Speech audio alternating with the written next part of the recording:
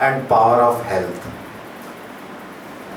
Power of spiritualism के बाद अगर हम पावर ऑफ थॉट्स की बात करें तो एक विचार मैं आपके सामने रखता हूं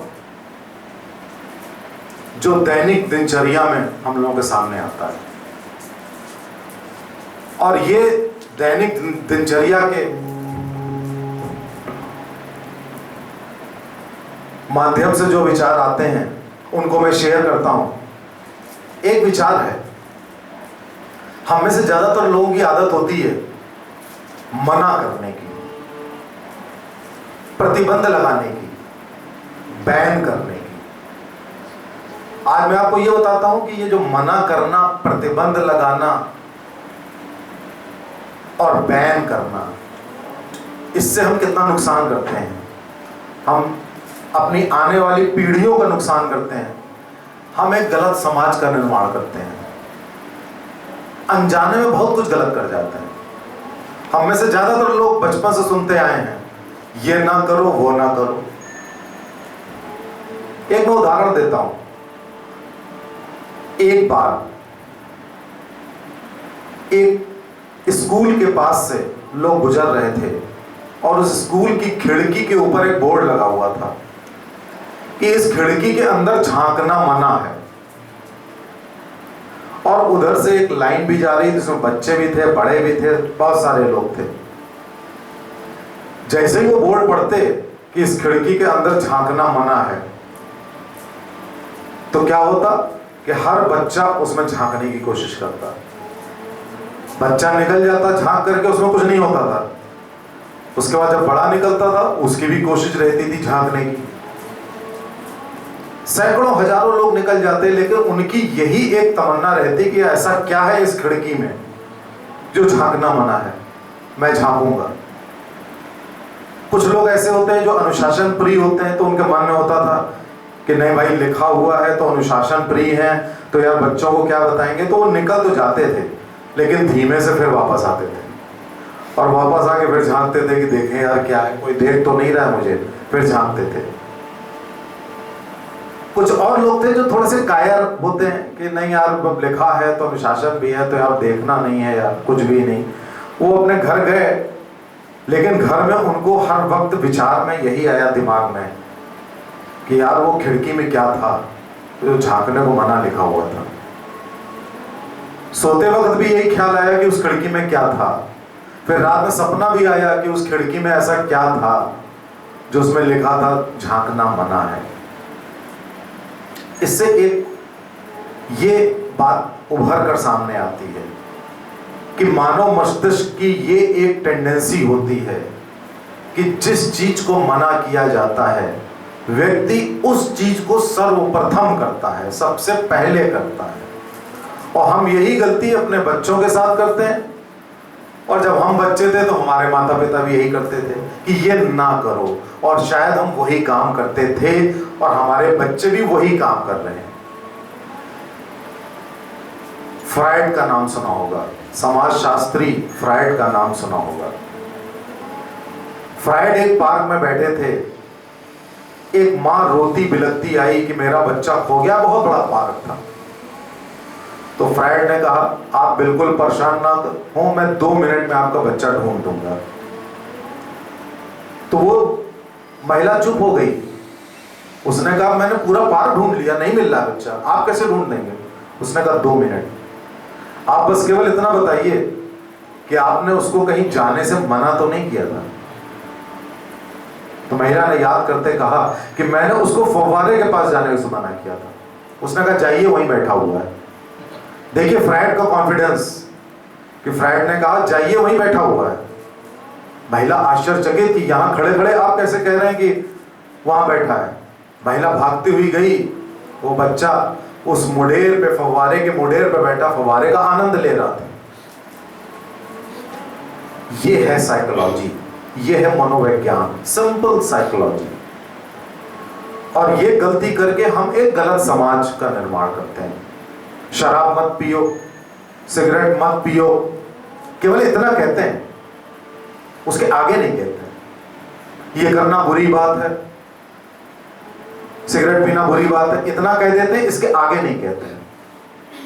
अच्छा, एक और मनोविज्ञान आप देखिए, आप कह दीजिए कि फलाने खंडहर में भूत रहता है, वहां जाते ही भूत पकड़ लेता है और व्यक्ति की मृत्यु हो जाती है। युग बीत जाएंगे, उस खंडहर में कोई नहीं जाएगा। अब इस साइकोलॉजी को देखिए, मना यहां भी किया आपने, लेकिन यहां पर एक रीजन दिया, एक रीजन दिया कि वहां पर भूत है, वो मार डालता है। भूत है नहीं वहां पर। जिन लोगों को प्रॉपर्टी बचानी होती है वो अक्सर ये गेम खेलते हैं कि वो कह देते हैं कि वो भूतहा बंगला है, जिसको बचानी होती है। ये भी एक साइकोलॉजी है। इसका मॉरल क्या है? केवल मना कर देना काफी नहीं है। अगर आपने बच्चे से कहा कि ये काम नहीं करना है, सबसे पहले वही काम होगा। हम लोग जब शराब पीने को छुड़ाने की बात करते हैं तो हमारी मेडिकल साइंस में पहला सेंटेंस होता है कि कभी भी शराब पीने से मना मत करना व्यक्ति को। और जब मैं ये बात कहता हूं कि शराब मत पीना, ये मत कहो उसकी पत्नी से, तो वो कहती है कि आप भी अजीब डॉक्टर, आप कह रहे हैं कि मैं मना ना करूं। तो जवाब होता है कि अगर शराब छुड़ाना चाहते हो तो शराब पीने से मना मत करो। तो फिर क्या करो? एक ये काम करो कि अप्रत्यक्ष रूप से ये बता दो कि देखो ये मरीज है, इसने शराब पी थी, ये शराब पीता था और इसकी ये हालत हो गई। अप्रत्यक्ष रूप से बता दो कि फलाना था, आज उसकी मृत्यु हो गई या वो अस्पताल में है, और एक्चुअली में शराब पीता था, उसके बाद उसका लिवर खराब हुआ, उसके पेट में पानी भरा, उसको पी लिया हुआ, उसका गुर्दा खराब हुआ, बड़ी दर्दनाक मौत। मतलब इतनी दर्दनाक मौत होनी नहीं चाहिए। अब वो ठीक है, अब शराब पीते थे, ये वो, इस तरह से आपने जब बात कही तो मैसेज इतना क्लियर हो गया कि वो व्यक्ति शराब नहीं पिएगा। पूरे चांसेस हैं कि छोड़ देगा। थोड़ी ज्यादा मेहनत कर, ज्यादा और कम मेहनत करनी पड़ सकती है, लेकिन शायद छोड़ देगा। और ऐसा ही सिगरेट के साथ भी है। आप एक स्कूल में जाइए जहां कोई एजुकेशन है, अब लड़के लड़कियों से लाख मना करिए कि बात करना मना है, लड़के लड़कियों का बात करना मना है, मिलना मना है, कभी आप रोक पाए? युगों युगों से कभी ऐसा नहीं हो पाया कि आप स्त्री पुरुष संसर्ग को रोक पाए हो। क्यों? क्योंकि आपने मना किया, आपने उसको एजुकेट नहीं किया। हालांकि ये एक प्राकृतिक चीज है, आप एजुकेट करोगे तब भी मिलेंगे, लेकिन इतनी इस तरह नहीं। आपने देखा होगा हमारे समाज में ये होता है कि कोई किशोर और किशोरी का लव अफेयर हो जाए तो किशोर को अलग बंद कर दो, किशोरी को अलग बंद कर दो, उसको जेल में डाल दो, उससे मना कर दो, ये कर दो। जितना प्रताड़ित करोगे उतना ही वो फोर्स बढ़ती है। जितना ही उसको चार दीवारी में बंद करोगे, उस चार दीवारी से वो संदेश पहुंचा देगी स्त्री, और चार दीवारी से संदेश, जेल से संदेश पहुंचा देगा वो किशोर। नहीं रोक सकते, किसी सूरत में नहीं रोक सकते। और यही गलती होती है। और उसके बाद वो किशोर और किशोरी भाग करके शादी भी कर लेते हैं, और शादी के 6 महीने के बाद एक दूसरे के सामने डंडा लेके खड़े होते हैं, मारपीट हो रही होती, झगड़ा हो रहा होता है। क्यों? इतना बड़ा फोर्स था, इतना बड़ा आकर्षण था कि वो भाग के शादी कर रहे थे, वो किसी के मना करे रुक नहीं रहे थे।